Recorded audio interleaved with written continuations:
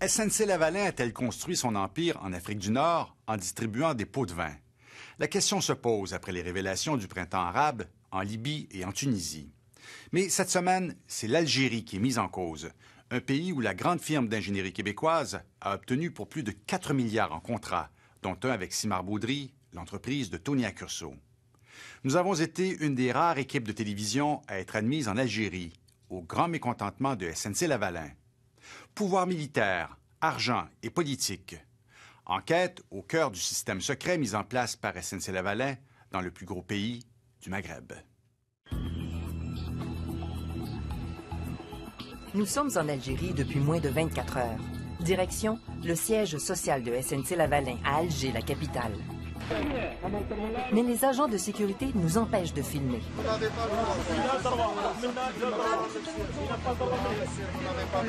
La police doit intervenir pour calmer le jeu. SNC-Lavalin obtient ici d'importants contrats depuis des années. Mais de toute évidence, la firme n'est pas habituée à ce que les médias posent des questions. Moins d'une heure plus tard, la police nous interpelle alors que nous filmons des images générales d'Alger. Ils nous amènent sous escorte au commissariat de police. C'est monnaie courante, répression, emprisonnement, arbitraire, licenciement. Ah non, c'est horrible ce que nous subissons depuis 15 ans. La police et les militaires sont partout. Ils surveillent, contrôlent et interviennent constamment. Le gouvernement algérien nous a pourtant accordé un des rares visas de presse, en sachant que nous venions enquêter sur les contrats de SNC-Lavalin. Presque chaque fois que nous sortirons notre caméra, il faudra affronter les autorités. Ça, c'est des pratiques propres à un régime, à un gouvernement autoritaire, répressif et policier, qui n'est pas un gouvernement démocratique. Bienvenue en Algérie.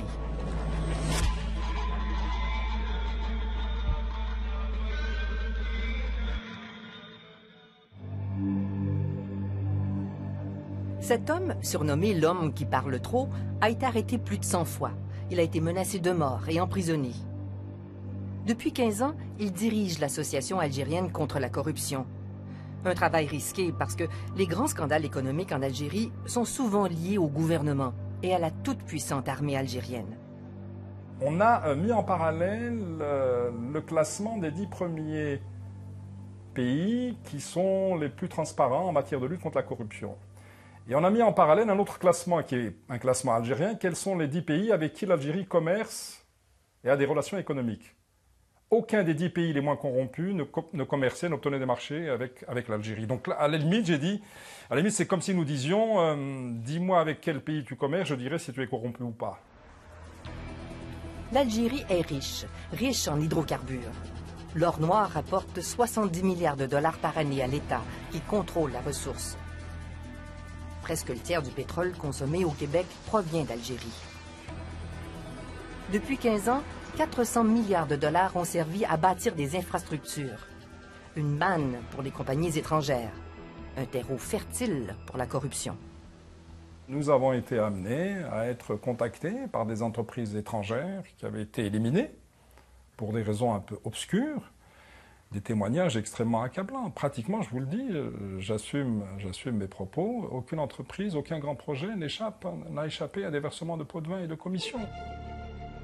À partir d'un certain niveau de contrat, et dans le domaine pétrolier en particulier, il est impossible d'obtenir un contrat sans payer un pot de vin quelque part. C'est pratiquement institutionnalisé.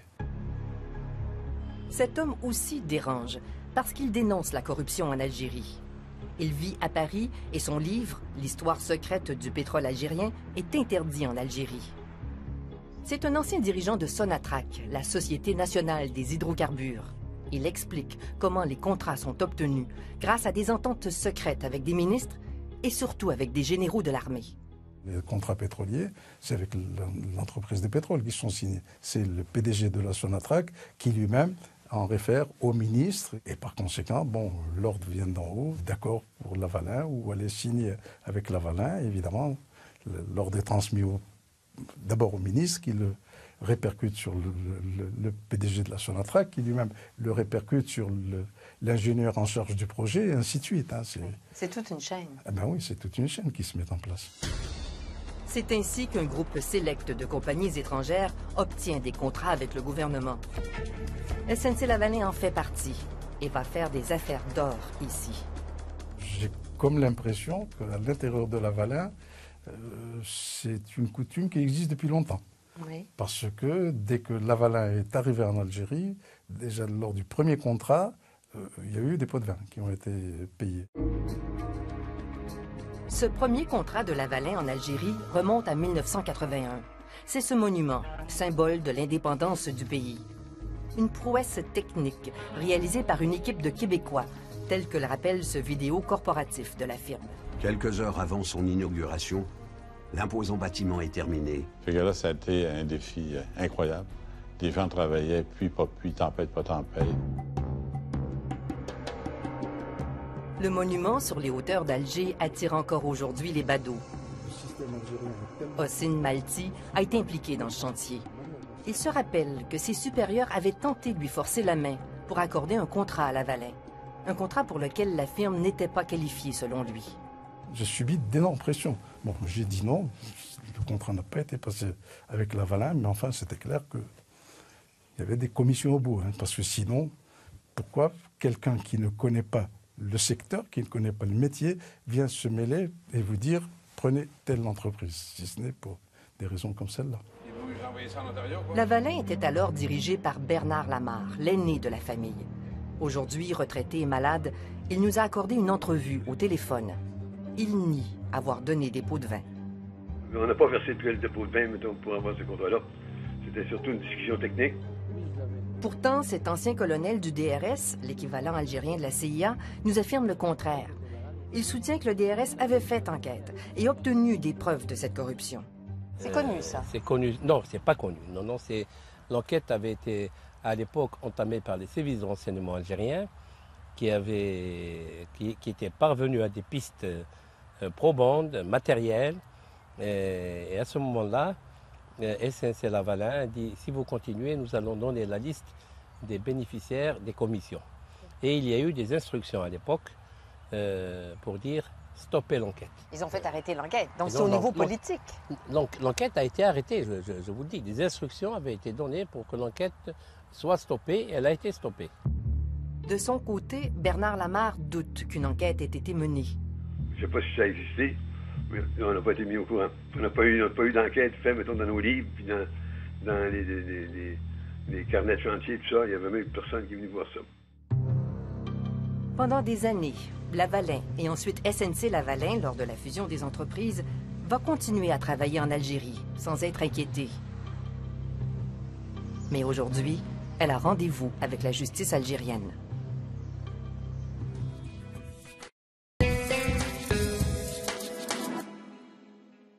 Début des années 2000, le prix du pétrole explose. L'État algérien lance de grands chantiers. En 10 ans, SNC-Lavalin obtient pour 4 milliards de dollars en contrat, sous la supervision de Sami Bebaoui. Ici, au barrage de Taxept, Sami Bebaoui signe, en 2005, un contrat de 750 millions de dollars. Il s'agit de construire une station de traitement des eaux et d'acheminer l'eau potable dans des tuyaux souterrains jusqu'à Alger, à 90 km. SNC-Lavalin s'associe aux entreprises de Tony Accurso pour réaliser ce projet. Aujourd'hui, le chantier est terminé. L'eau est propre et parvient à la capitale. Mais le contrat, lui, est en eau trouble. Tony Accurso et 2 de ses entreprises sont accusés de fraude fiscale par le ministère du Revenu du Québec. Les enquêteurs ont trouvé pour 2 millions de dollars de fausses factures attribuées à ce projet. Nous avons questionné la direction de SNC-Lavalin à Montréal. Le nouveau vice-président de la division construction, qui a fait carrière à la firme, revient tout juste d'Algérie. Il ignore où est passé l'argent. Alors s'il y a eu des choses qu'on ne connaît pas, qui ont été organisées par des personnes des ex-employés avec Simagroudi, ça on ne sait pas. Ça c'est l'enquête qui va le démontrer. Et vous n'avez pas pu vous apercevoir au moment de la réception des factures qu'il y avait peut-être des fausses dépenses là-dedans? Non. Je peux vous assurer, si on savait qu'il y avait des fausses factures ou autres, on aurait agi en conséquence, bien sûr. Jamais qu'on a été au courant de ça ou qu'on a soupçonné ça. Et pourtant, plusieurs personnes qui ont travaillé à SNC nous ont révélé que des dépenses injustifiées de plus de 10 millions de dollars ont été faites sur ce chantier. Entre autres, pour l'achat de voitures de luxe, dont certaines ont été livrées à l'extérieur de l'Algérie. À Radio-Canada, nous ne sommes pas la police, mais concernant le projet de TACSEP, par exemple, on a pu parler à différentes personnes. J'imagine qu'à SNC-Lavalin, vous pouvez quand même questionner les gens au sein de SNC-Lavalin pour voir qu'est-ce qui s'est passé. Mais moi, je ne suis pas au courant de tous ces détails que vous aviez, mais ce sont des allégations, c'est juste les enquêtes qui vont pouvoir le prouver. Hein. Alors, je ne peux pas commenter ces informations, je ne suis pas au courant de ça. De l'argent du projet de TACSEP se serait retrouvé sur des comptes à Genève, dans 2 coquilles vides appartenant à Sami Bebaoui. Il a été interrogé par la justice suisse à ce sujet. Et si on devait fouiller davantage, il est sûr qu'entre SNC-Lavalin et, j'allais dire, les entreprises algériennes qui ont signé des marchés, les grandes entreprises qui ont signé des marchés avec Canada, il y a eu une faune d'intermédiaires de différents pays européens, du Moyen-Orient, qui ont joué les intermédiaires pour faire en sorte aussi qu'il y ait des versements des pots de vin. D'autres lucratifs contrats suivent. Centrale électrique au gaz, 1,3 milliard de dollars. 1,2 milliard pour une autre usine de traitement du gaz en plein milieu du désert. Les affaires vont bien. Trop bien pour être dans les règles, selon cet employé, toujours chez SNC-Lavalin, et qui est bien au fait de ce qui se passait en Afrique du Nord. SNC-Lavalin était très choyé pour le nombre de contrats qu'ils obtenaient en Algérie. Ils dépassaient toute normalité en termes de contrats obtenus par rapport à ceux soumissionnés. Par exemple? Un très bon estimateur va gagner à peu près 10 % des contrats. Et en Algérie, on obtenait plus de 90 % des contrats. Auxquels vous soumissionniez? Auxquels nous soumissionnions. Et sur un taux de succès de 90 % ça vous apparaît anormal? C'est effectivement anormal. Le secret de ce succès est découvert à des milliers de kilomètres d'Alger, à Milan. Alors que les Italiens enquêtent sur les pots de vin qu'aurait versé leur entreprise pétrolière en Algérie, ils découvrent que SNC-Lavalin aurait fait la même chose. Le journaliste d'enquête, Claudio Gatti, explique la façon de faire. Engineering firm would pay a company that appears to be a Une firme d'ingénieurs versait de l'argent à des compagnies écrans aux îles Vierges britanniques créées par un bureau d'avocats au Panama. There is a law firm called Mossack Fonseca that created these vehicles. Ces compagnies sont des coquilles vides avec des comptes de banque en Suisse. Farid Bejaoui distribuait ensuite l'argent. C'est lui qui se cachait derrière ces compagnies. Au cœur du stratagème, un personnage mystérieux, Farid Bejaoui. Diplômé des HEC à Montréal, citoyen canadien, Farid Bejaoui sert d'intermédiaire pour l'entreprise italienne et aussi pour SNC-Lavalin. Les Italiens lui auraient versé 280 millions de dollars. Pour brouiller les pistes, Bejaoui se sert de 2 sociétés écrans, Minkle et Gurnwood. Des dizaines de millions ont été retracés, mais selon mes informations, SNC-Lavalin aurait payé autant que les Italiens.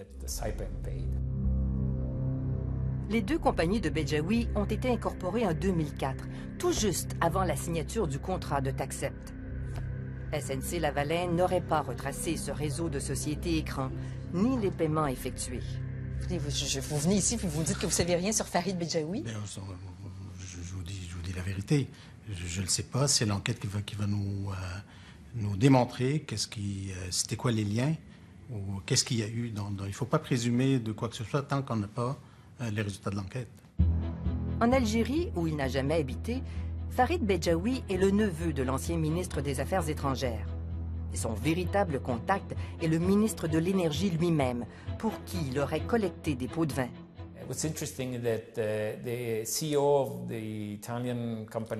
président de la firme italienne accusée de corruption a affirmé dans un témoignage avoir rencontré le ministre de l'Énergie algérien à Paris et que celui-ci lui aurait présenté Farid Bedjaoui comme son assistant.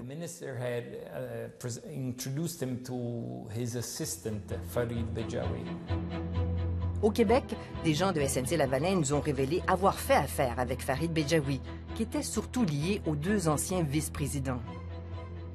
Nous le disons aux responsables de SNC-Lavalin, ce ne sont pas des actes isolés, ce ne sont pas le comportement d'un vice-président ou d'un responsable. C'est malheureusement, il faudrait faire le constat, ce sera très douloureux pour SNC-Lavalin si SNC-Lavalin va avoir un avenir et des perspectives.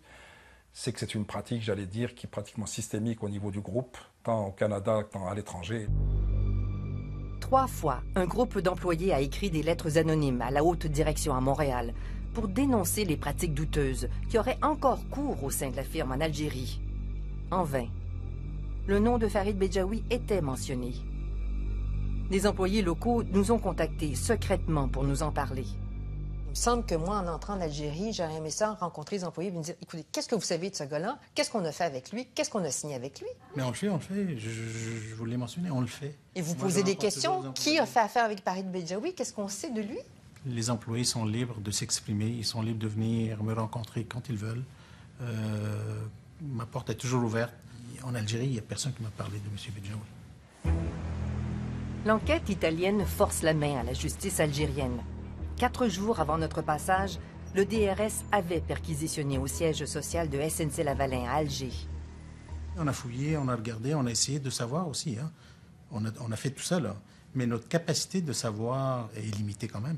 C'est pour ça qu'on compte beaucoup sur les autorités, soit algériennes ou canadiennes, pour connaître la vérité. L'Algérie enquête sur 7 centrales qui produisent de l'électricité à partir du gaz. SNC-Lavalin aurait profité d'avantages qui font sourciller. Terrain à rabais, exemption d'impôts et surtout, le gaz lui est fourni gratuitement. L'Algérie s'est même engagée à lui acheter sa production, toute sa production, pendant 20 ans. Cela enrage ce cadre de la Société algérienne d'électricité qui doit fermer 2 de ses propres centrales pour cause de surproduction. Vous prenez tout ce que je peux produire. Et même si vous ne le prenez pas, vous le payez. Ça ressemble un petit peu si jamais, par exemple, McDonald's s'installe, il vient chez vous, au Canada, sûrement il existe, il vient chez vous, il vous dit, bon, vous arrêtez, vous ne mangez plus vos sandwichs, vous devriez manger tout ce que je peux produire en hamburger. Ça veut dire que c'est la même chose. On arrête nos centrales, c'est nos sandwichs, on arrête, et on doit manger que la production des hamburgers que SNC-Lavalin nous produit. L'affaire SNC-Lavalin est hautement médiatisée et met les gouvernements algériens et canadiens dans l'embarras. Lors d'une visite récente en Algérie, le ministre canadien des Affaires étrangères a publiquement pris ses distances avec SNC-Lavalin.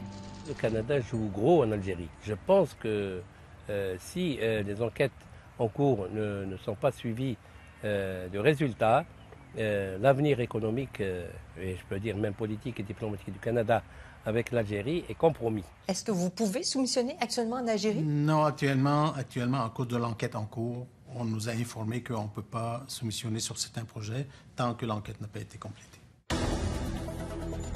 La justice italienne a lancé un mandat international contre le ministre algérien de l'Énergie. Il a quitté l'Algérie en douce et vit ici, à Washington.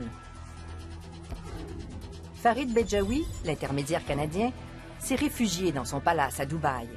Il possède aussi un bateau de 25 millions de dollars dans cette marina. Un mandat d'arrêt international pèse aussi contre lui. Sami Bedjaoui, l'ancien vice-président de SNC-Lavalin, vit lui aussi à Dubaï, à quelques centaines de mètres de là. Son avocat craint pour sa liberté s'il revient au Canada. J'attends du gouvernement canadien, de la justice canadienne, de la police judiciaire canadienne, à ce qu'ils puissent réellement tourner cette page. Ça ne peut plus continuer comme ça, ce pillage en règle.